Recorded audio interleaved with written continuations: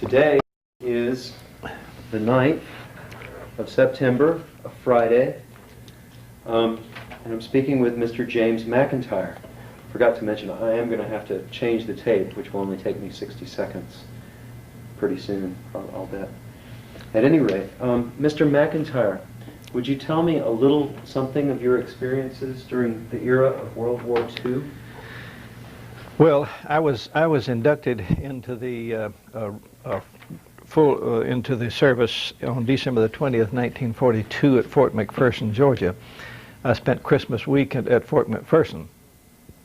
I had spent the previous 6 months prior to that time in the enlisted reserve corps studying electronics, elementary electronics, and they had decided to call some of us into full regular service at that time, apparently because they needed to give some advanced training to some of us who had been studying in the elementary electronics.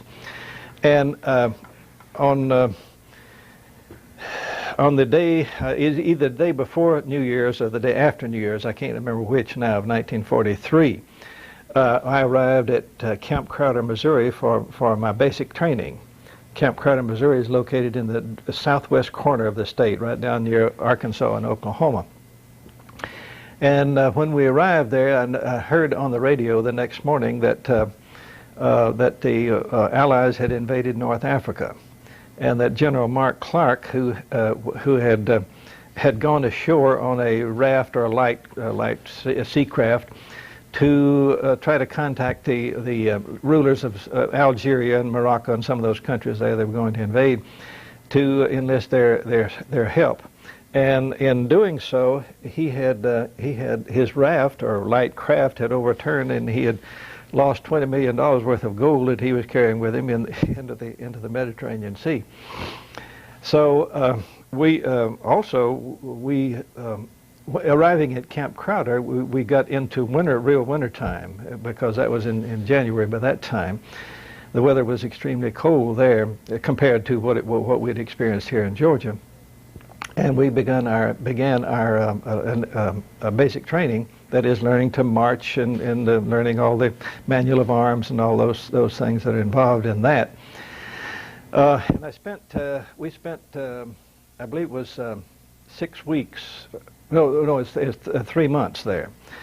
During that time, I had taken the light case of flu, and I'd had to spend about a week in the hospital to recover from that. And when I returned, I had to continue my basic training. And upon graduation there, we didn't have any orders to transfer from that station right at that time, so we were transferred to another, what we call, holding company, and 4 weeks there waiting on our orders to go on to our next assignment. Our next assignment was to be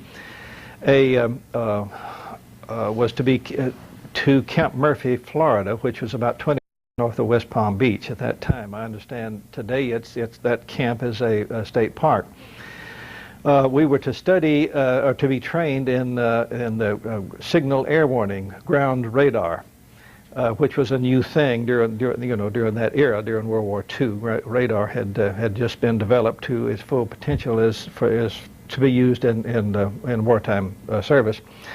And the object of that training was to become proficient in the maintenance and repair of the radar equipment, which was used to on or near the battlefronts in Europe at that time, and they were getting ready to start using it in the Pacific to determine as advanced air warning for incoming aircraft from the enemy.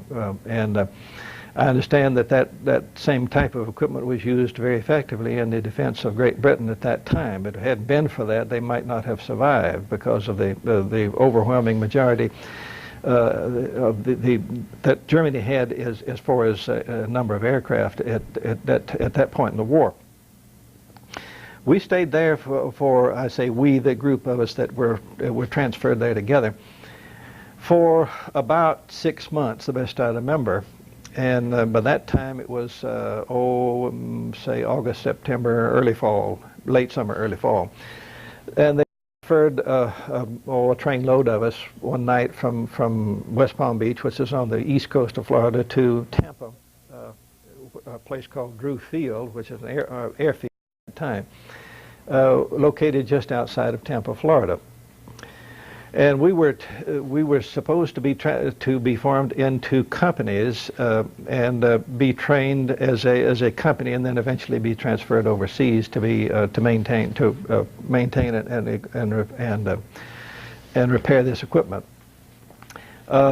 When we got there, we were sorely disappointed because we found that there were so many men trained in this technology that they didn't know what to do with it. Probably 10, 15,000 of us there, and they had, for some reason or other, had not used as much of the equipment during the war as they probably had anticipated, and it overtrained the number of men. So therefore, all they could do was we were just duty soldiers, so to speak. So we spent about, or at least I did, about 9 months there altogether at Drew Field, and now Tampa International Airport. Just anything they could find for us to do. In many cases, I have been marched down the road with a platoon of men after lunch, and they'd get us out of sight and say, "Now get lost. I don't want to see you anymore till 5 o'clock this afternoon." They just nothing for us to do. Excuse me. So after 8 or 9 months, I had been able to come home a couple of times on, at least once, the best I remember, on furlough, which I enjoyed very much.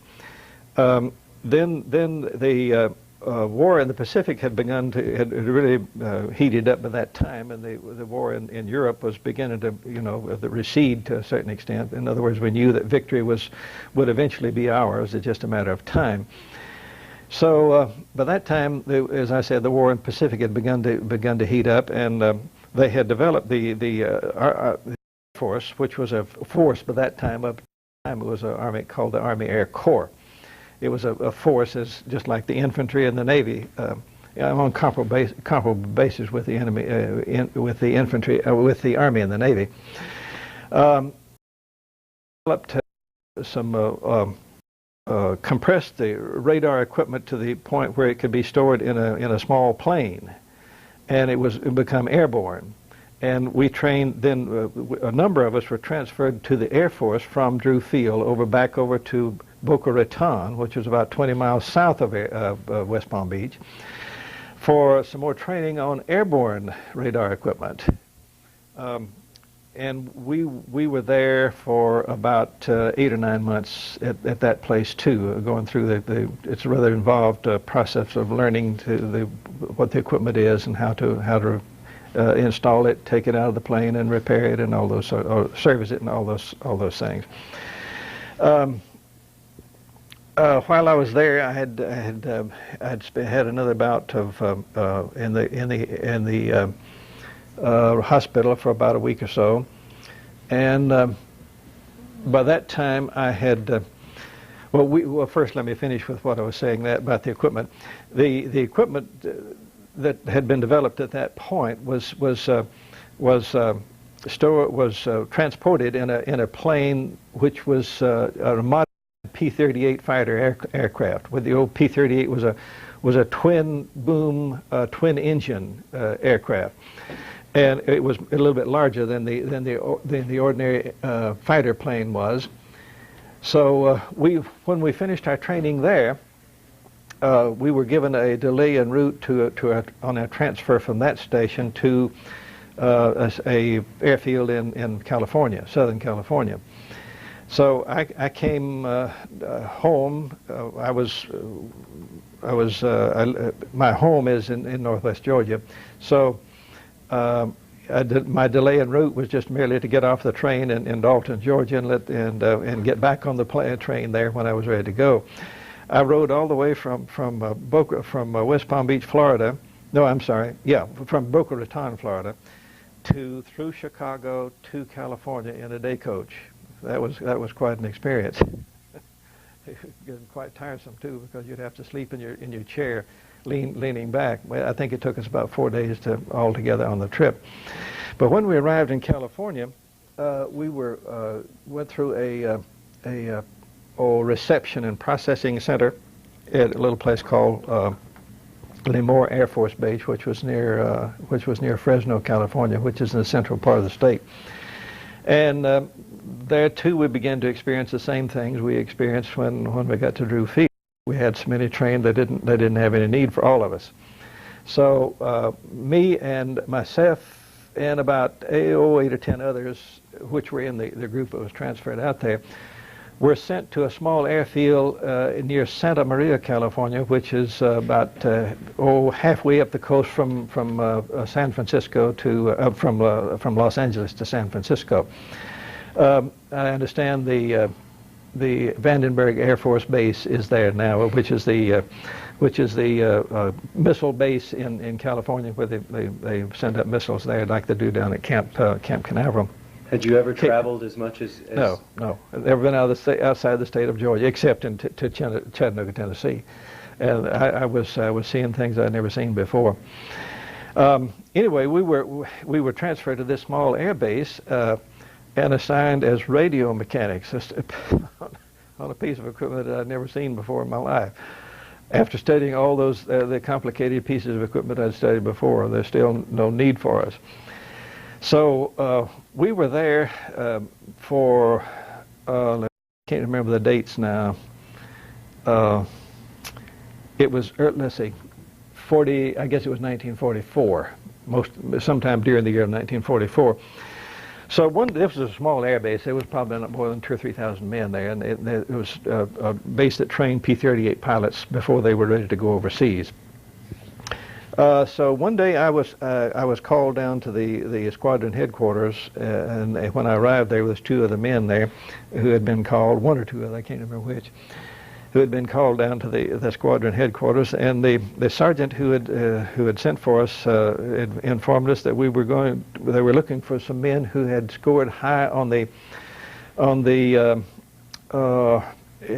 mechanical aptitude test when we first came into the service, and I had a rather high score on it for a person who really had never been trained in mechanical many things mechanical, and they were looking for some men who had a high score on this test. They wanted to send them to Camp Crowder, Missouri, where I'd taken my basic training.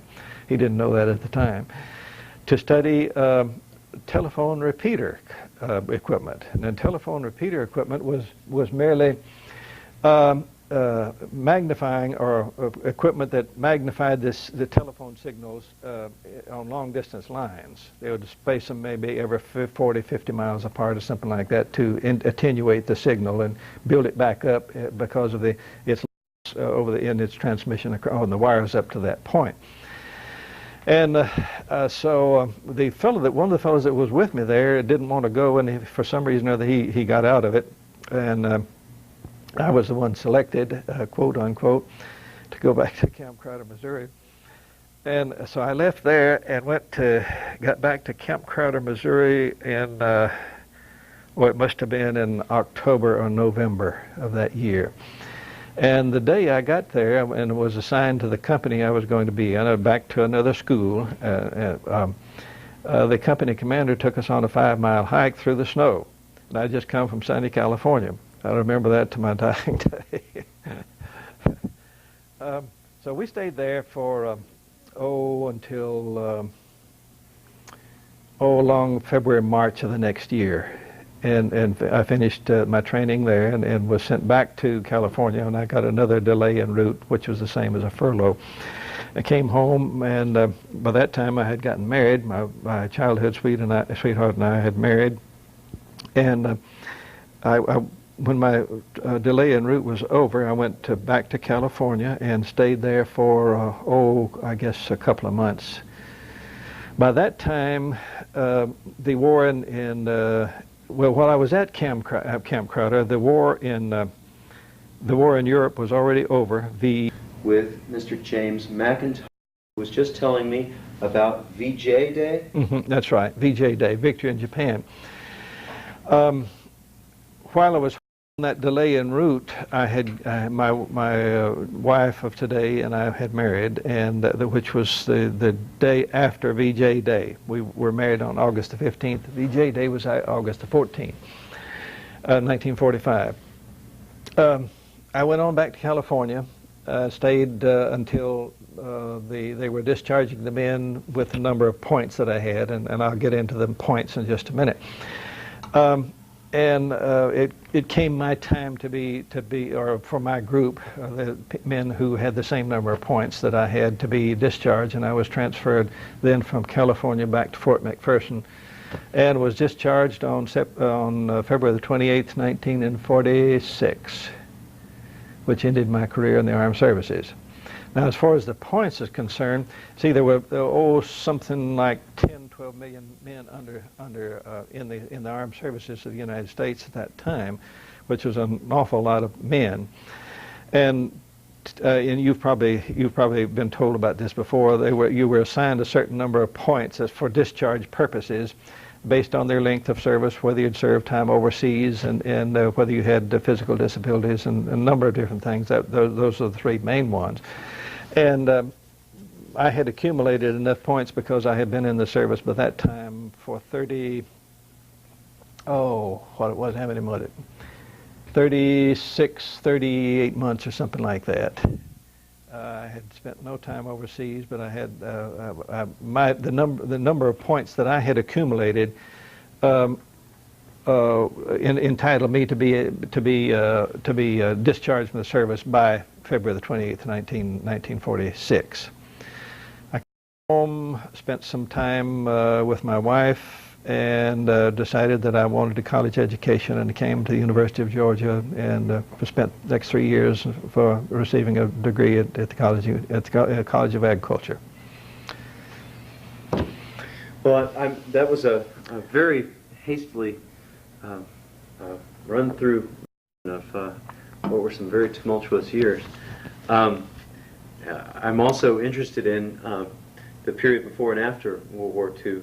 But I'd like to go back and dwell on some of the points you've just brought up. I often ask about notable events like VJ Day. I often ask about VE Day and Pearl Harbor. Can you recall for me how you heard the news of December 7th, 1941? I remember it very vividly. I had, that was a Sunday afternoon. My mother and I had gone up to visit her daughter, my sister, up in the edge of Tennessee, which we didn't live very far from the Tennessee line. My sister lived, one of my sisters lived up there, and we'd gone up to visit her. While I had left her there and gone to pick up my girlfriend at the time, and we had gone for a ride up near Parksville Lake. You may have heard of it.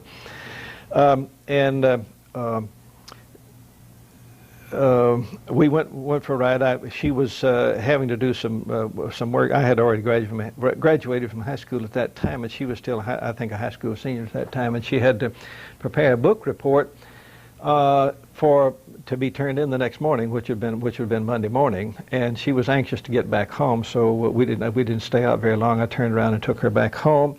Went to pick up my mother, and we got back home about 5 o'clock in the afternoon or something like that. And we turned on the radio. And the news of the bombing of Pearl Harbor was on, and I remember that very vividly because of those set of circumstances.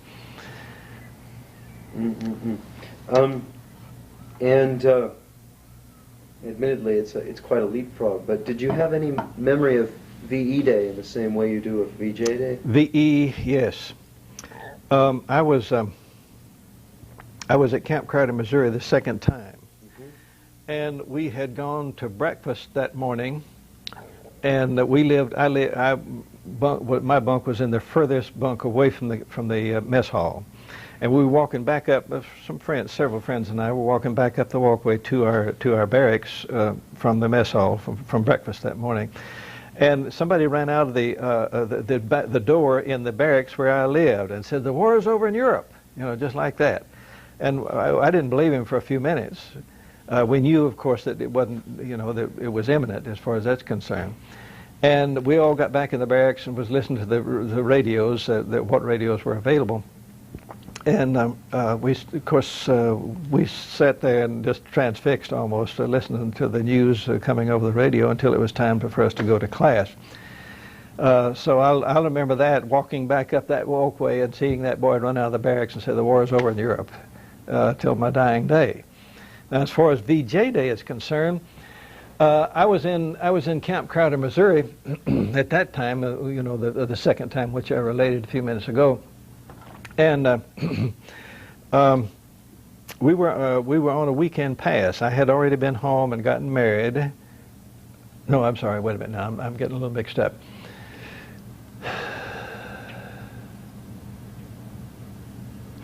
I'm a little confused. No, I was home during the VJ Day, and that's the time when I'm married. Yeah, VE. It's coming back to me now.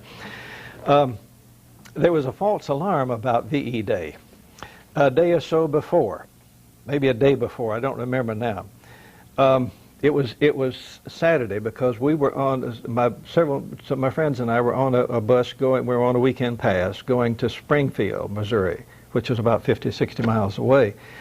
And we'd go through little country towns on the way between where we were and Springfield, and we came through one town, and the train whistled. This was back in the days before the diesel trains. There were steam engines, and they were blowing. You know, they had the whistle pulled back, and just blowing a solid blast. And the car whistles were blowing, and all this sort of thing. And we rolled down the window, pushed back the window in the bus, and asked somebody outside what the situation was, and they said, "Well, the war's over in Europe, and Germany has capitulated." And we went on to Springfield, Missouri, where we'd headed on our pass. And my buddy and I had gone to a dance at the USO or something. I don't recall where it was. And we'd stopped in a little restaurant on the way back downtown to our hotel room. And a policeman walked in and went over to the manager, and he spoke to him a few minutes, and they turned and looked at us. We were sitting in a booth there waiting for our meal. And he turned and went out, and the manager walked over to us and said words to the effect, "Well, y'all are going to have to leave now because we don't want any disturbances here," or something like this. That was the last thought in our mind. We were waiting. We wanted some food. So we assured him that we were not going to disturb the place or anything like that, that we're not drinking. We just wanted some food, and as soon as we ate, we'd leave. And so he went on about his business, and so we ate our food and left. And then when we got back the next day, then we found out that was a false alarm. Then we, of course, got back into camp on the Sunday afternoon when our pass was due up. And then the next morning, which would have been Monday morning, if I remember my days correctly, the real thing happened, and that's when we were walking back up the walk to our barracks, and the young man, the fellow ran out of the barracks and said the war is over in Europe. And while we were there in Springfield, I remember talking to a lady. I don't remember where or how now. And Harry Truman was the vice president at that time, and Franklin Roosevelt was president. And we maybe had passed her house, and she was standing on the porch or something. I don't recall. Anyway, we talked to a lady, and she said, "Yes, the vice president has just come on the radio and explained that it was a false alarm, that it had not really happened yet, but it was, was imminent." And those, if you hadn't asked the question, I wouldn't have even thought about that.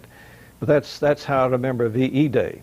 Then VJ Day, I was home on furlough, and my wife, we had married, and we were married, say, on Saturday afternoon, had gone to Chattanooga to spend the night, and by the next morning, VJ Day had occurred, and that had occurred on the day after our wedding. And then I spent the rest of my furlough, and then went on back to Camp Crowder, and eventually went back to California. How did you meet your wife? In school. We were both in school together, not in elementary school, but in high school together. Same hometown? Same country. Not one town. We lived on. Both of us born and raised on farms out in the country.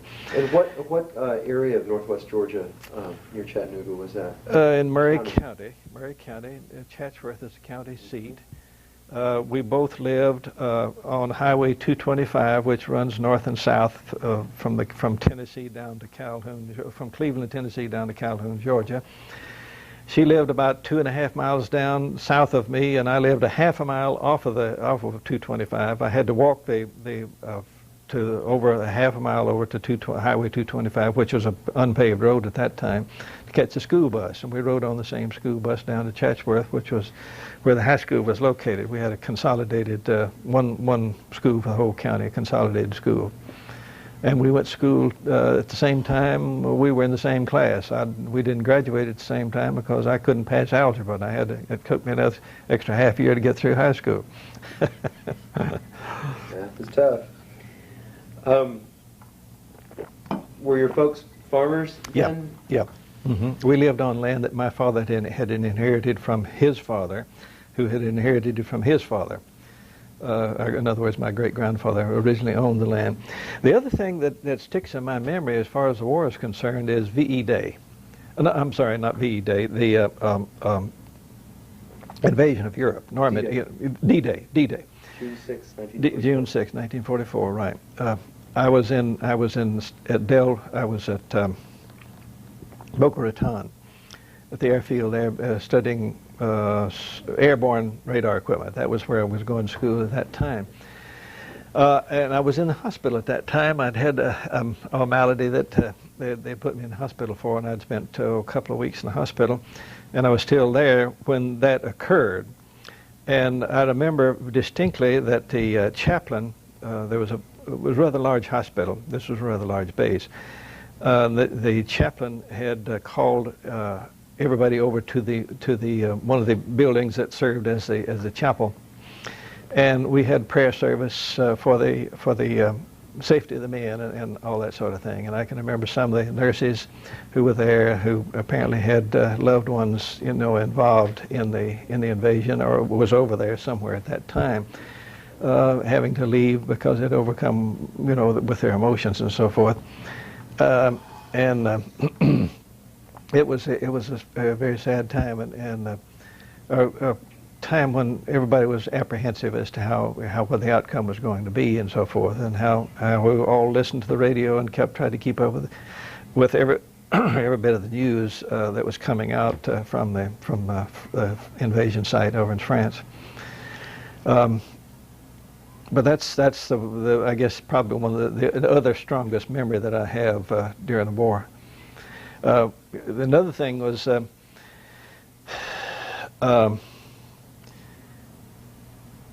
other thing that occurred at Boca Raton while I was there, Boca Raton Air Force Base. They had developed the B-29, which was a huge bomber at that time, and they had sent one of them down to the air base there to apparently for training and for other purposes and so forth and so on. And I can remember the tail of that that plane stuck up above the hangar where they parked it. And I've never, the largest thing we had at that time was B-17s and B-24s, which was a four-engine bombers. And this thing dwarfed anything we'd ever seen before.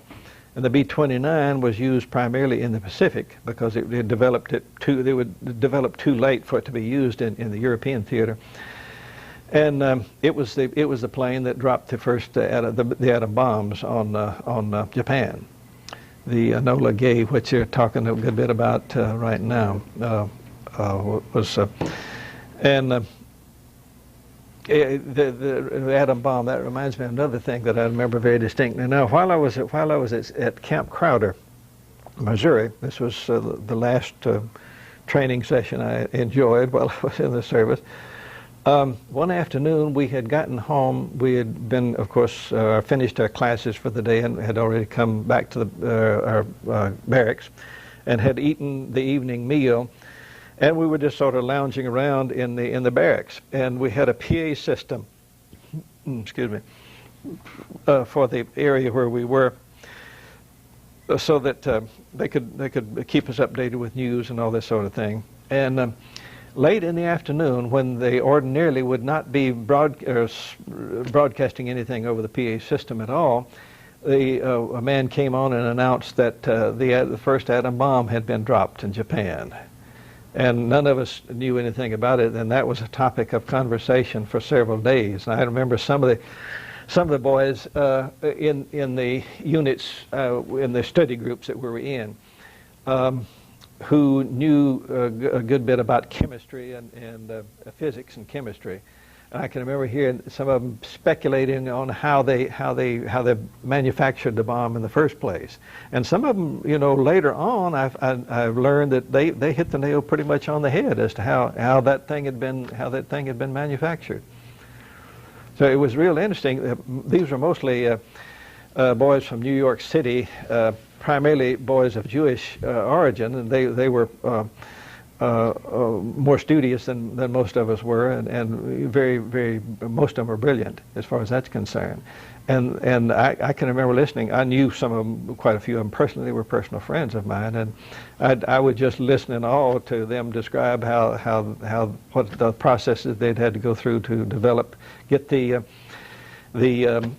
what do you call it, the heavy water, and get the what's the material they use? Fissionable material. How they had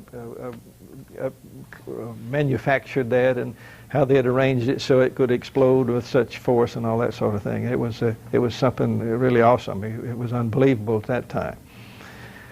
Let me ask you a little bit about your own studies, which sounded as if while you were in Army schools, sounded a lot of it involved radar. Mm-hmm. Was that the main thing you were studying, was the use of radar? Yeah. Because that was a real innovation at the time. Yeah. Did you have the sense that you were a first generation using that invention? Yeah, to an extent. We'd heard the stories about how one of the early sets that we had studied had been used at Pearl Harbor, and they had actually determined that or had sighted the Japanese airplanes coming in, but they didn't know it at the time. I think the way it was, the story that I remember now is that one young man on the island had actually. I think they were not supposed to be on duty, or at least they didn't necessarily have to be on duty at that day, which was, I think, a Sunday, if I remember correctly.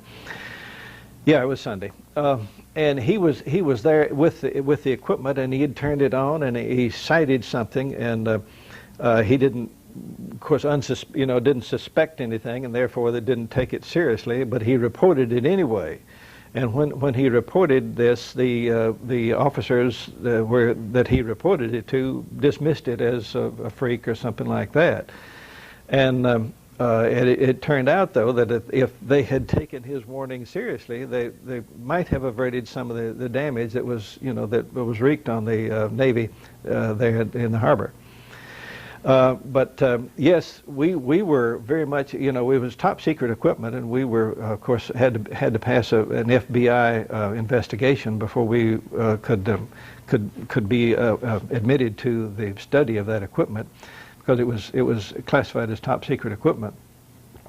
And we had a sense that we were on something that was on the cutting edge, so to speak, of electronic advancement. But it was by today's standards, it would be something very simple. I remember while we were at the first time I was in Florida, we were, as I said, at Camp Murphy, which is about 20 miles north of West Palm Beach, and there was a lighthouse down at Stewart, Florida, about 6 or 8 miles away. You can almost see it from where we were, because we were on a hill in Florida, which you don't, not many of. And we would use that lighthouse as something to sight and calibrate our equipment with. We knew exactly how big the blip was supposed to be or something. I don't remember all the details of it now. The equipment was, the antenna was sighted on that lighthouse, and we used that to calibrate the equipment with. That was something rather unusual that we did. I think that I remember very distinctly. As far as the other equipment over at Delray Beach,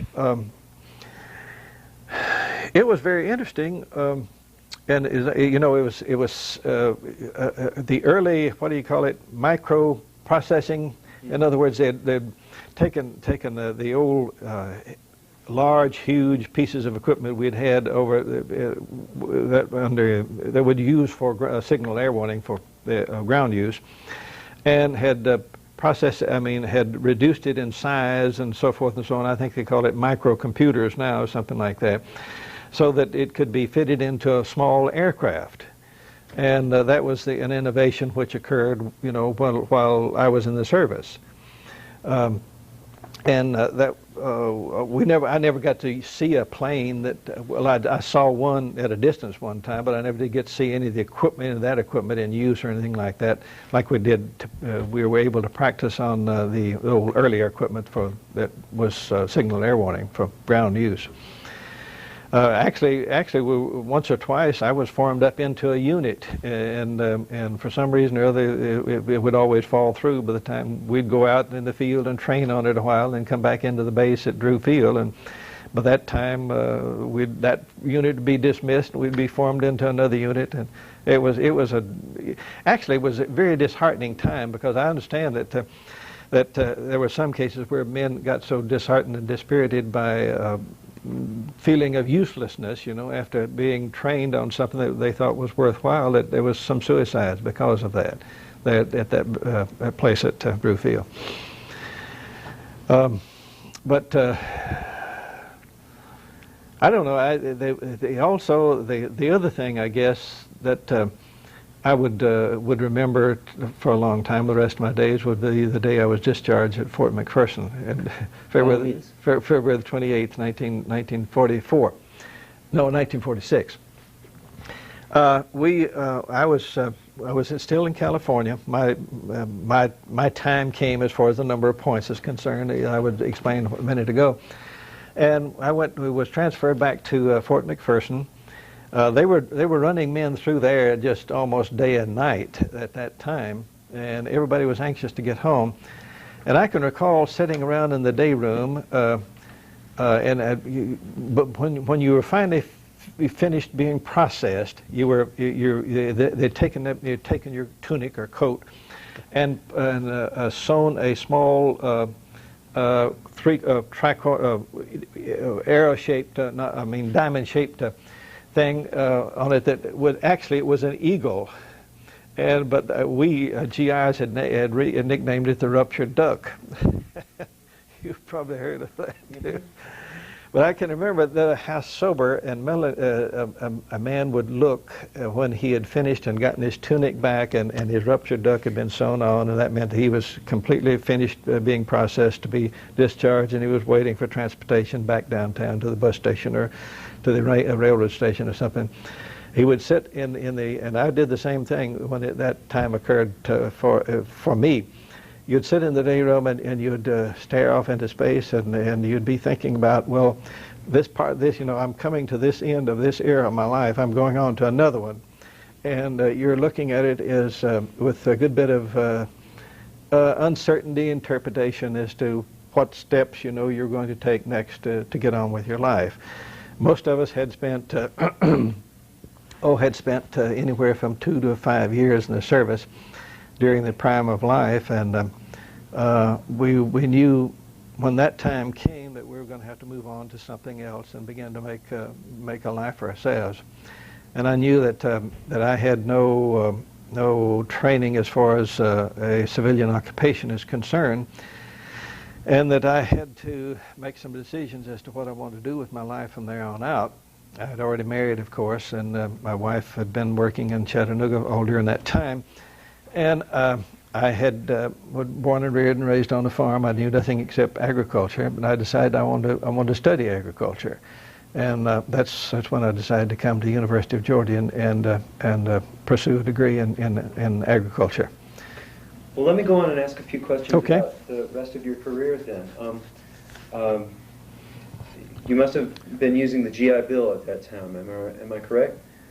And where did you and your wife live in Athens? Yeah, that's a good question. To 9 or so. We came to the university, and there was the living quarters were very scarce here, especially for married couples or families.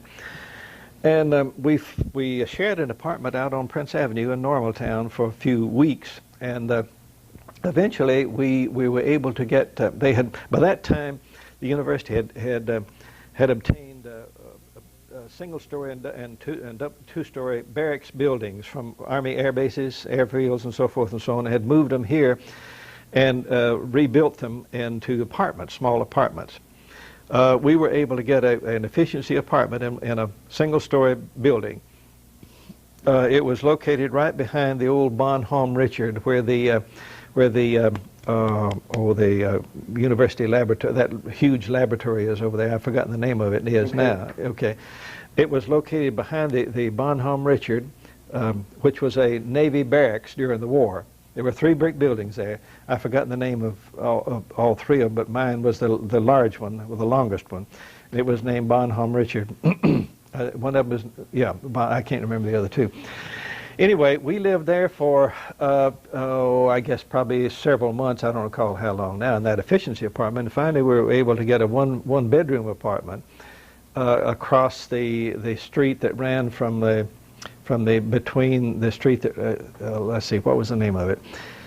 It ran by the forestry building and the animal husbandry building out to the old poultry plant, which is now a parking place on the side of the hill. And we lived there in that apartment until I graduated. And my wife she was a very efficient secretary, and she had gotten a job at the university in the treasurer's office. And she ended up as a secretary to the treasurer, whose name was J.D. Bolton at that time. And when I graduated, I had enough GI. I went straight through. In other words, I went 12 months a year and finished in 3 years. And I was so burned out by studying and going to school that I decided I'd go ahead and try to find a job rather than get an advanced degree. So I sacrificed enough GI Bill time to have obtained a master's degree, and I've regretted ever since that I did that. But then I got a job first over in Cobb County as an instructor in a veterans farm training program at that time, which was a program that they had devised for men who had left the farm and gone into the service and come back and still wanted to farm, and they wanted to provide them with some training so that they'd be, know about the up-to-date methods of farming and so forth. And did you live in Marietta? We lived in Marietta, on Church Street in Marietta. The house is still standing where we had an apartment at the time. By that time, we had decided we'd start a family, and our first children were twins, and a boy and a girl. That was 44 years ago, 1950, when they were born. I considered that work temporary in nature because I knew it would eventually end anyway. So I got a job I applied for and I got an appointment with a Department of Agriculture agency called the Farmers Home Administration, which made long-term loans to farmers to update their equipment and farming methods and so forth and so on. Worked there for 2.5 years. I worked I worked from Crawfordville to Blairsville, Georgia, and those 2 places, Crawfordville, Georgia, and Blairsville, Georgia. And I left. Quite a deal of territory between those 2 places. Yeah, quite a bit of difference in the farming methods and so they're both on either side of Athens. That's right. Which may have been a good feature. Yeah. And where did you live while you were doing that? Okay, we lived in Crawfordville. We had a house there. We rented a house. When we were transferred to Blairsville, we lived in an apartment over the Standard, the Standard Oil Station, right on the square. The building is still standing there now. Right as you go into town from here come into the square, go around the building on the left. Then we were fortunate enough to get a small house, a 2-bedroom house. We had the 2 children at the time, and we lived, of course, that was more comfortable for us to live in. And we lived there, and I decided I wanted to, for some unknown reason now, unknown to me now, I can't know why I thought such a thing in the first place, decided I wanted to leave the government service and go into private industry. And I got a job with Swift and Company, which manufactured agricultural chemicals and garden supplies and so forth and so on, as a salesman, something I was totally unqualified for, but I didn't realize it at the time. And I moved from there to Macon, Georgia. Worked there for about a year, no, about 2 years, something like that. And by that time, that was the only job I've ever been fired from in my life. Actually, the manager didn't call it firing; he just asked for my resignation, which was. I've had that happen a couple of times. But actually, he was doing me a favor, really, to tell you the truth. So I went from there to the Kraft Foods manufacturing plant in Decatur, Georgia. They had a huge plant on DeKalb Industrial Way at that time. I understand now they've moved out on I-85 north of town. And it was I worked in the plant, and it was primarily dairy products, primarily cheese and cheese products, byproducts. And I worked there for about a year or so. I don't recall exactly how long I was there. And remind me their original location you just mentioned. DeKalb Industrial Way. Yeah, I have been there. Mm-hmm. Then they were begun to retrench a little bit and combine, as many companies are doing today. And I had to leave the plant, and they found a place for me in a small cheese plant up at Lafayette, Tennessee, which is right up on the Kentucky line, just northeast of Nashville. We got up there. My wife was totally dissatisfied with it. In fact, the fact of the matter is, I was too after I was there a while. By that time, I had an old family friend who had been appointed to head up an agricultural agency that was headquartered here in Athens. And I had talked to him about a job several months before I had gone to work with Kraft, and decided I wouldn't come back. But by that time, he had an opening, and he remembered that I had talked to him about a job before, and he called me and asked me if I wanted that job. And we'd only been there about 3 months, but it didn't take me 2 minutes to make up my mind that we needed to come back to Georgia. Came back to Georgia, and we've been here in Athens, Georgia ever since 1957. And where did you move back to when you moved to Athens? Where have you been living? Okay. We rented a house, a good-sized two-bedroom house on Holman Avenue, 515 Holman Avenue. And we lived there from 57 through 1963. In May of 1963, I had accumulated enough money to make a down payment on a house, and we found a house that we liked at Janice Drive, and we've lived there ever since. We had one more child after we moved back to Athens. He was born in 1950. He's still with us and still single, a confirmed bachelor. My two older children, of course, have been married and each of them have 3 children apiece. And we've been in the house we live in now for 31 years. I enjoy hearing these stories oftentimes because though I've been in Athens 11 years, I'm meeting, a different vintage of folks this way. Yeah. I'm also interested in, back to the World War II era, in some concrete details like food. You may have, at those bases, eaten a variety of things. Can you recall for me if you lacked anything, or if the food was better at one base than another, or something of that nature? We had excellent food as far as the nutritional value and content of it. It was outstanding. Of course, you had all the usual griping about food that you hear high school students do today is about the same thing as far as that's concerned. The only thing I remember that didn't really sit well with me, when I was at Camp Crowder, we would have at least once a week a sort of a stew. And every time I ate it, I got a horrendous case of heartburn. So I had to when we had that, I would eat whatever else we had and try to live to the next meal, so I wouldn't have to contend with that stuff. we would have fish every Friday, and that was because of the Catholic faith. We learned because Catholics were supposed to eat fish at least once a week, as my best of my memory, which was all right. I still enjoyed it. I've never had much of a problem eating a wide variety of foods in any way, because I was born and raised on a farm and had a wide variety of foods. I think the Christmas Day and the Thanksgiving Day meals were outstanding, because we'd always have turkey and dressing and cranberry sauce and all the trimmings that go with a traditional a meal for that time. So all of us always enjoyed the Christmas and Thanksgiving meals. And of course, I spent a good amount of time on KP. I know how to peel potatoes and wash dishes and all that sort of thing. Was there anything you were particularly afraid of at that time, 50 years ago?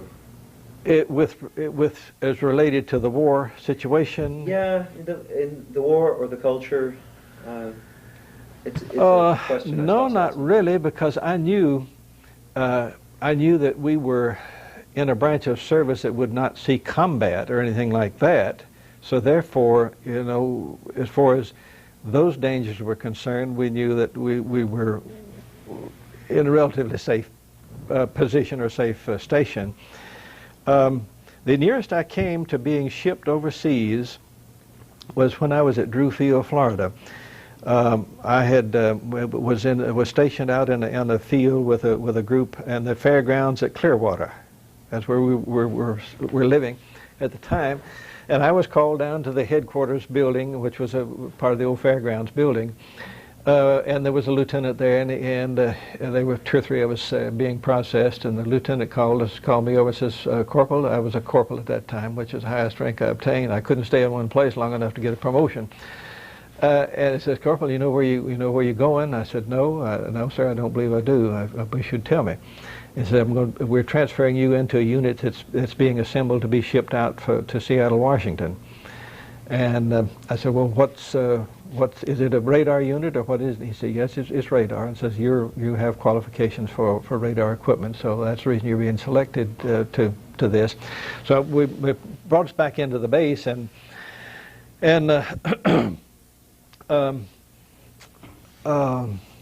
let's see, we were only there for about, like this was one day. By the next morning, I was called down to the orderly office and advised that I would not be going out with this company, because some of the men had been on AWOL, had returned, and I had been transferred in to take their place. And since they'd come back, they'd already trained with the unit. They were going to let them go with the unit, and I would be transferred somewhere else. So that's as close as I ever came to being transferred, being sent overseas. And one of the boys that had been yanked out of the fairgrounds unit and pulled back into camp was not so fortunate. I went down the next morning to the railroad station, which was there on the base, and said goodbye to him, and he was, of course, kind of upset, and I can't blame him. I would have been too. But that's as close as I ever came to being sent overseas. I also ask often about heroes and villains that may have been in the culture at that time, and I often ask about Roosevelt. Did you think highly of him, or did you not think highly of him? Yes, I did. My impression at that time, because I was very young, comparatively speaking, was that he had done an outstanding job in preparing the country for war. I didn't like the way, I remember at the time, I didn't like the way we got into the war. And now I understand how all this happened, how he actually pushed us, or connived, I guess would be a better word, of getting us into the war earlier than we would have gotten in anyway. Of course, we would have gone to war anyway by the time Pearl Harbor was bombed. But no, he was not. I thought very highly of Harry Truman, because Truman was a very outspoken man, and we always admired men who stood on principle, which we thought that he did. I guess during the war, my hero would have been Patton. After the war, I've talked to some men who were in his unit, and he said that as far as spit and polish, that was Patton's second name, and that there was a purpose for all of his madness, in that he wanted men to be as near prepared, as totally prepared as possible by the time they got into combat, and would not hesitate as far as obeying an order was concerned. And that's part of the training you receive in the armed services, to mold you into units, so that the unit, all the men in a unit will act as one when it comes to a situation where obeying an order is absolutely necessary. And that was his. I certainly enjoy the movie. I still like to see it, as far as that's concerned, the movie Patton, because I can remember some of the things that happened during the war that's related in the movie. And and also, as far as The Longest Day, that's another movie that I thoroughly enjoy. One or two, I can't think of any of the names of any others right now, but MacArthur, I think, was another one of my heroes. In fact, I think I probably admired him more than I did Eisenhower, because MacArthur, I think, was Eisenhower. I always had the impression that Eisenhower was more of a politician, and he had to be. Now that hindsight tells you that he had to be, because he had to mold forces of nations, of nationalities, of different customs and different perspectives and all that sort of thing into a unit that could operate as a whole. And he did, when you consider it from that standpoint, he did an outstanding job as far as that's concerned. Montgomery, the British general, was another one. Although he was, I read a story about him one time, Patton especially, would say, Montgomery's spending too much time tidying up his front before you move out. I've heard the same story. Let's see, LeMay, I think, that was after the war. LeMay, I think, was another man that kept the training. Actually, he was more of a transition between World War I and the Cold War. And he laid the groundwork for some of the defenses that we had against Russia during the Cold War period. If we hadn't had that, then we would not have been as strong and been able to meet them, one-on-one as well as we did. But those are great times when you look back on them now and think about them. Can you recall for me any of the popular culture that you were participating in, any of the movies or the books or the music that might have even come over the radio? Well, I still enjoy that music. I have tape after tape after tape of music of that era. I think it's some of the best music we've ever had, as far as that's concerned.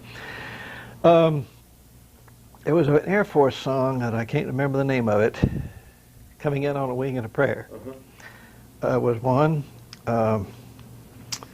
Let's see. My mind has gone blank now. I can't recall any others. Of course, as far as popular music is concerned, you'd hear it played at USO dances and all that sort of thing, and just Indy, Don't Sit Under the Apple Tree, and oh gosh, I can't. There's hundreds of them, but I can't think of a single one right now. But that music is still some of the best music in the world, as far as I'm concerned. I still enjoy hearing it, listening to it. I'm interested in where you joined up at the Chattanooga Valley area, or the okay, County yeah. area. Well, when my good friend and I found out about the electronic school that we first entered there in Dalton, we went over and met the director of it, and he told us that we would have to join the enlisted reserve corps to get in to be eligible to take that training. so that when we had finished the training, the unit, the Signal Corps, would have first call on our services because they were the ones that was paying for the training and would need our services or the training that we would get. So we had to go to Chattanooga, Tennessee, which was the nearest recruiting unit in that area. And I rode up on the bus from Dalton to Chattanooga one afternoon and went to the post office and went up on the second floor, and a lieutenant, after I gave the information to a sergeant who typed out the papers and all that, and a lieutenant swore me in, and I was in the enlisted reserve corps then. And I went to school for 3 months there in Dalton, and then they transferred all that entire unit, all that school, to Winston-Salem, North Carolina. And we took some more advanced training there for 3 months. And at that time then, there was a rather large school. It was an abandoned, looked like an abandoned high school or something like that. Several hundred men and women too were there from all over the Southeast, I guess. And by that time, for some reason or other, another man, boy and I from Georgia, were called into active duty. We were the only ones called at that particular time, which was December of 1948, 1942. And then other friends of mine, I learned later, went maybe another 3 months there and transferred to another place in North Carolina for an additional 3 months, which would have been 6 more months after we left there. And then they were called into active duty too. Most of them served time in the European theater, and primarily with infantry units, maybe at battalion headquarters or division headquarters, something like that, maintaining radio equipment and you know, any kind of communications equipment that was used by ground forces at that time. So that's pretty much the way that all developed. And I guess in that respect, I was fortunate that I was called into the full-time service as I was, because, as it turned out, I spent all my time going to school here in the States and never did get out of the United States. Can you remind me what the agency you've been working for in Athens was, and have you retired? Yes, I retired 1983, 11 years ago. It still is an agricultural agency that administers a number of different programs, such as conservation programs, acreage allotments, and marketing quotas when those are required by law. They're not required by law right now, as I understand it. Any type of emergency program, for example, in times of drought or floods, when funds are allocated to help farmers or rural people overcome adversity, such as drought, flood, any hurricanes, anything like that nature. What's the name of the agency again? The agency it's Agricultural Stabilization and Conservation Service. Does that fall somewhat under the soil conservation?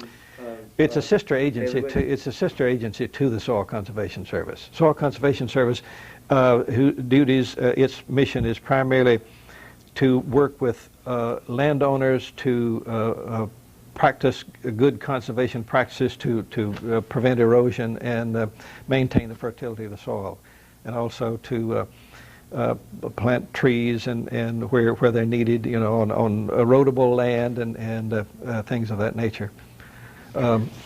Terracing to prevent water from washing topsoil away and you know, things of that nature. I'd like to go back to the era of the GI Bill, okay. Immediately post World War II, because what I've heard from a lot of people is about that generation who really started and completed college, like yourself, with a few years extra on everybody else. Did you have any sense of being any different or any older? No, you didn't. You didn't feel more mature? No. Well, I mean, we knew we were, of course, but it was not noticeable, because here at the university, 90% of the men or more, 95% of the men were returning veterans. There was only about between 5,000 and 6,000 students here. There was probably maybe 1,000 female students, and the rest of us were returned GIs. So we were all in the same boat, traveling in the same direction with the same goal: to prepare ourselves to get on for a better life and for a good job and all those things, you know, that and to begin to raise a family. And many of us were already married, and many of them had children at that time. We received an allotment, or whatever you called it. I don't remember what it was called now. I think I got $85 a month or something like that, plus all the expenses of all the school expenses, all of them, all the complete expenses. And of course, my wife worked. We were still didn't have children at that time, and my wife worked, so we lived very well. I think our rent on that apartment, the old barracks building, was $16 a month or something like that. So that included utilities. So it was a time when, you know, you could live very well on just a little money. Did you have brothers and sisters? Yes. Let me mention one other thing about it. We actually, my wife was a very frugal person, and she insisted that we save money while I was going to school. We actually saved enough money to buy a new car by the time I graduated from college, and paid for it. I think I had to borrow about $200 or $300 to finish paying for it. We got a 1949 four-door Plymouth from Sylvia Motor Company, which is was located right up there on Broad Street. Right across from the Dairy Queen, yes, right across the street in that building there, and I think it cost about $1,350 or something like that. Brand new car. Okay, now we'll go on. You had a question. It's just left me as well. Oh yeah, did you have brothers and sisters? Yes, I'm the youngest of 7 children. The first child, the 2 boys who died in childhood, one as an infant, the other one was 5 years old. They were the first and third children. And then I had a girl, Louise, my older sister, who's died a couple of years ago. Then my brother, Smith Hall, my only living brother. He's in his 80s now. Then Loretta, who is in her early 80s, and Catherine, or Bill, who lives in Florida, was next to me, and then me. And there are 3 of us. Two died in childhood, and then my older sister, who was almost 90, well, about between 87, I believe it was, died a couple of years ago. The rest of us are still living. And I'm the youngest one, and I'm 73. What's become of your family farm up there? After my father died in 1930, and when I was 9 years old at the time, we lived on it until my mother was. She finally had to go into a rest home I was trying to think what year it was, 1970, I believe. No, 1969, because she only lived a short time after that. She died in 1970. Then we very foolishly sold the farm after that. It was about a 75-acre piece of land. I've regretted it ever since, but I simply was not in a financial situation so that I could afford it, or even couldn't go in with some of my brothers and sisters. And so we sold the farm. I kept the woodland on it, which was about 10 acres, until just a few years ago, and I finally sold the last piece of it, and I've regretted that too, because it was the last piece of land that my great-grandfather owned and his brother owned, who came to Murray County from North Carolina in 1836. And we have no more. We own no more of the land that he owned. Who'd you sell to? Do you know what's the land's being used for now? Yes, it sold to a young man by the name of Causey, and he was worked for the post office, and he still does, and he still owns the farm, and he's improved it quite a bit. Has some. He's farming. Yeah. Wow. Well, actually, he doesn't do much farming because he works full time, But he built a huge chicken house, and I presume still raises broilers in the house. And I think he has old livestock, you know, and things of that nature. That doesn't require as much time as Rokops would. But I still drive by the home place every time I go back up there. The road that Highway 225 that I mentioned a while ago that runs north and south through Murray County. There's a road that turns off that goes by my old home place, comes back about a mile or almost a mile, and circles around about and goes south for about a mile, and then comes back in to the Highway 225 down about a mile from where you first enter. And that road is named McEntire Road because the McEntires owned all that land back in the 1800s, the early mid to late 1800s.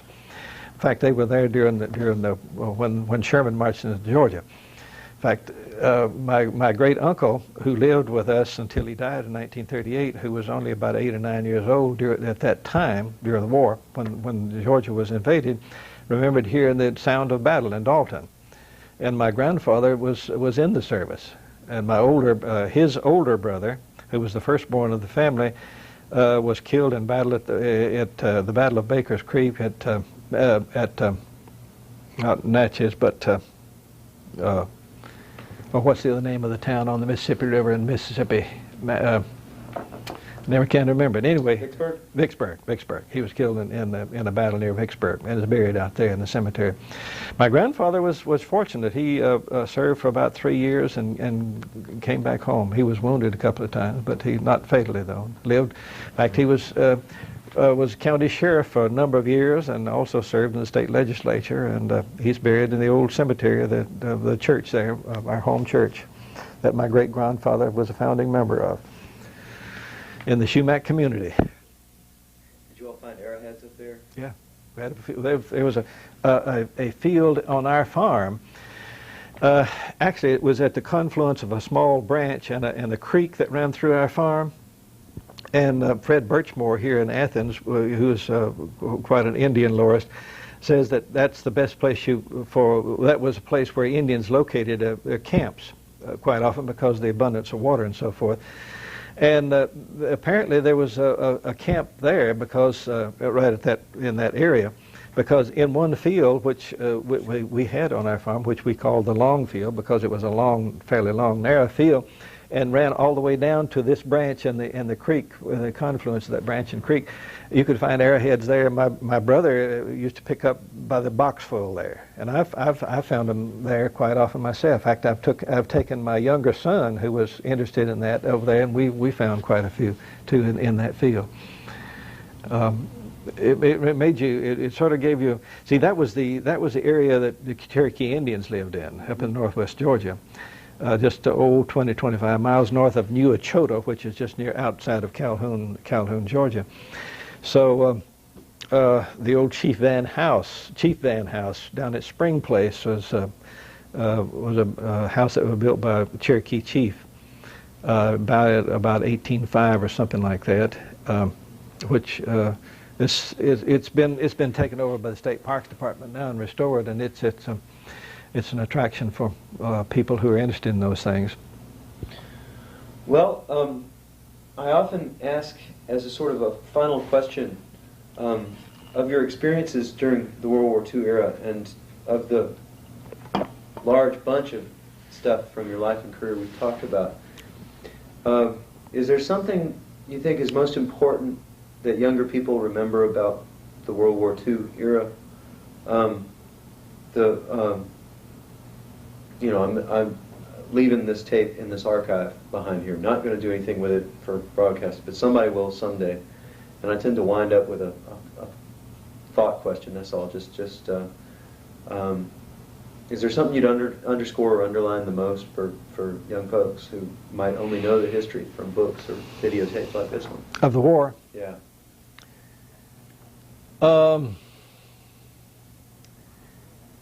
I think the thing that I would underscore more than anything else, because of the way things have turned out as far as young people today, who seem to have no mooring or no roots, is that the experiences that I had in the war even though I didn't feel like after I was discharged that I'd made any contribution at all as far to the war effort, as far as that's concerned. It taught me that being responsible for one's actions is a trait that is absolutely invaluable as far as a human being is concerned. And that's something that I feel that is so sadly lacking in our culture today. We have young people who have a great deal of difficulty finding a niche in life, who have a great deal of difficulty being, well, just take my grandsons, for example. I have 4 grandsons. One or two, a couple of them are doing quite well, I would say, by my standards, by the standards that I would judge them by today. They're being responsible. They're trying to take advantage of all the training that they can get in their education, although sometimes they're kind of lax about that. But they have a sense of or a goal that they want to work toward, and they have developed a great deal of responsibility, and I attribute a lot of that to the religious training that they receive too from people that they've been exposed to or have related to at their church. But I guess personal responsibility to me is probably the one thing that I learned as a result of the training that I received in the service. And that if I could impart that to my grandchildren, that I would feel that my time had been pretty well spent in this life. Now, I have one of my grandsons who has been provided for a scholarship to any place he wants to go to school, is having a very difficult time of staying in school. He's a cadet at the Citadel now, and he's not doing well there at all. Not nearly as well as he's capable of doing. He's capable of doing well as far as that's concerned. But it is tough. There's no question about that. But nevertheless, he has the ability to do it, and I know that he has it. And his father knows that he has it, and he's just simply not applying himself. And that, to me, is a tremendous waste of human potential, and a waste of money too, as far as that's concerned, because it's an expensive place to go to school. Those are the things that disturb me so much today, and I feel that some of the training that I received, some of the exposure that I received during World War II, has stood me in good stead. Now, for example, when I came from, as I've already related, from a farm background, where you did physical labor all the time, and work was not something that I accepted the responsibility as far as work is concerned, and I'd been taught that, and I'd learned that in my upbringing at home. But when I got into the service, I found I was with a lot of other boys from the big cities and places, you know, that were completely foreign to me, and quite often you'd find you'd be working on a detail or something like that, and you'd find somebody that said, "Well, let's slow down. Let's don't try to kill ourselves on this job, and you're working too fast. You're making the rest of us look bad." And it was my second nature to if I was given an assignment to do it, and I felt some responsibility to do that, and some and a great deal of accomplishment for having fulfilled whatever the requirements whatever my assignment happened to be. Well, I found that wasn't the case with a lot of men in the service that came from different backgrounds from mine, and therefore. I sort of had a certain amount of self-pity for those men, because they just seemed to want to drift through life without any thought as to where they're going or what they want to try to accomplish or anything like that. And those some of the things I remember, I guess, as much as anything, as far as relationships with men, you know, in the service. Well, I'm very grateful. trying to think of questions I haven't asked. Is there any place you would want to return to that you had seen in those years? Oh yeah, I'd like to.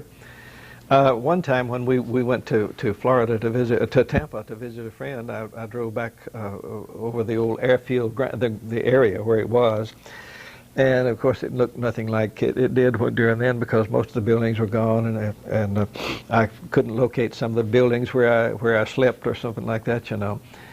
I've never been back to either of the places in Florida, on the east coast of Florida, Camp Murphy or Boca Raton. I'm sure I wouldn't recognize either one of them now. I'd like to go back to Camp Crowder. I was at a number of 2 or 3 different locations in the camp. It was a huge camp. It was 70,000 or 80,000 men when I first went there for basic training in the early, 1943. I've never had an opportunity to go back there. I've never been back to California since then. So yeah, I'd like very much to see him. I enjoy going back. In fact, the fact of the matter is, my wife and I have gone back to all the places we've lived since we were married, and have made a picture, if the house is still standing, made a picture of the house, and it's in our files. It's just part of the part of the things we enjoy doing. In fact, genealogy is my chief hobby, I guess it is, and I just got the names and addresses of 7 different people with the same surname that we have in Northern Ireland, and I've just written them a letter and asked them for any assistance they can give me in tracing my ancestry back to Northern Ireland. I know what county my ancestor came from, the McEntire ancestor, Tyrone County, Northern Ireland, and they probably just had time to get their letters now. I'm anxious to know whether I'm going to get any correspondence with them or not. I'm hoping that I'll hear from each one of them. I've worked up in the Washington area, northwest portion, and I've camped in the Cohutta and wanted to see some of the areas in Chattanooga. But I've particularly enjoyed visiting Chattanooga over the years. Yeah. I'm wondering, do you recall? I'm a banjo player as well as a folklorist. Do you recall any farm musicians in the old days, 60 years ago? No, I don't.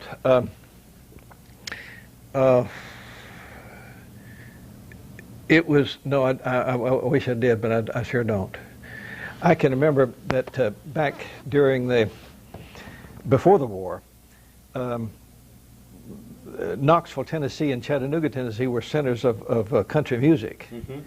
KMOX was it KMOX of Knoxville, and WDOD in Chattanooga, which is still there, broadcast country music. But I don't remember. Well, Grandpappy, who was on what's the name of the Grand Ole Opry? Well, he was on Grand Ole Opry with the TV program that still. Grandpa Jones. Yeah. Hee-haw. Yeah. No, not Grandpa. This one, not Grandpa Jones. That's another one. This was Archie Campbell. Oh yeah. Archie Campbell. Oh yeah. Who was Grandpappy on this TV program? What was it? Roy Clark and somebody else was the MC, were the chief characters. But anyway, he started out in Knoxville, Tennessee. I remember hearing him on the radio back when I was just a teenager up in Murray County. And he was a character then too. What sort of radios did you have to listen to? Well, it was a battery operated radio. We didn't have electricity. In fact, the electricity didn't come to my home until after the war. Yeah, rural electrification, right. The main line up north and south on Highway 225 was established just before the war, but they didn't branch out on the side roads and in many instances until after the war. And our home was one of those who didn't get it until after the war. But anyway, we had a Philco radio when I was we bought it when I was in probably in early years of high school, a little table model that sat on the table, you know. And it had to have a dry battery and a wet cell battery to operate it. The wet cell battery, if I remember correctly, provided those old vacuum tubes in it, you remember. And the wet cell battery provided the current for the filament, which is the little thing that lighted up in the tube and glowed, you know. And the dry battery provided the current for the rest of the tube. For some reason, I don't know how they ever devised a tube that required that. But anyway, the dry battery would last probably 6 months or something like that, and you'd have to carry the wet cell battery, which is an old 4-volt battery. You'd have to carry it and have it recharged every so often. But that was and you had the outside antenna, you know, that ran on between 2 poles way up in the air to receive the signal. And you brought it down into the house and to the radio.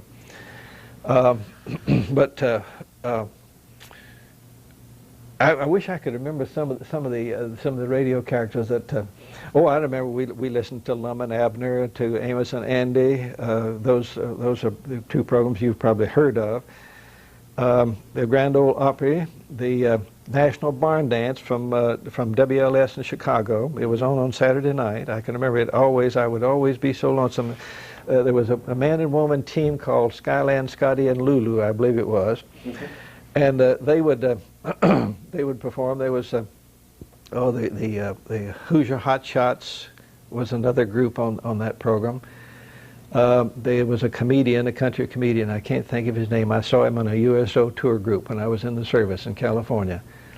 I can't remember his name now. But anyway, he was real good.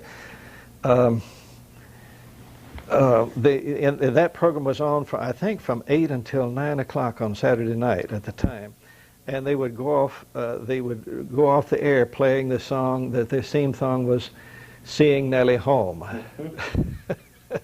I was at Aunt Dinah's quilting party and something or other, and I was seeing Nellie home. Those are the only words I remember of the song. And I recall now, I was a teenager at the time, and I would feel so lonesome when that was over. I was the last child at home, living with my mother, and we would always go to bed after that program went off. and that would make me feel so long because I'd enjoyed the program so much. I think I've gotten a hint of what drew you to the electronics field in radar school. Oh, maybe so. I don't attribute anything to that other than the fact that it was just an opportunity to select the branch of service that you wanted to serve in. Mm-hmm. And I certainly didn't want to go into the Army infantry because I knew they lived a pretty rough life. Mm-hmm. And that was just something an opportunity that came along that we took advantage of at the time. What size of a town was Dalton? Dalton at that time was probably, I would guess probably not more than 6,000, 8,000, somewhere in that range, 5,000 to 8,000, somewhere around that. It was at that time it was the bedspread industry. Chenille bedspread, yes. You remember that it was a center for making those things, and it provided employment for a lot of people at that time. We were we were just coming out of the Great Depression, and that really was a godsend as far as that area is concerned. Of course, it's all carpet now. Well, thank you very much for spending so much time talking with me right now. Well, I've enjoyed it. It would be interesting to come back another 10 years from now and see this all over. Let's make a date. I believe this machine will be here at the library, and whenever I leave Athens, I always want to move back to Athens. I've lived here for about 11 years, but I'm willing to bet you that there'll be another sort of a reminiscence project of some kind.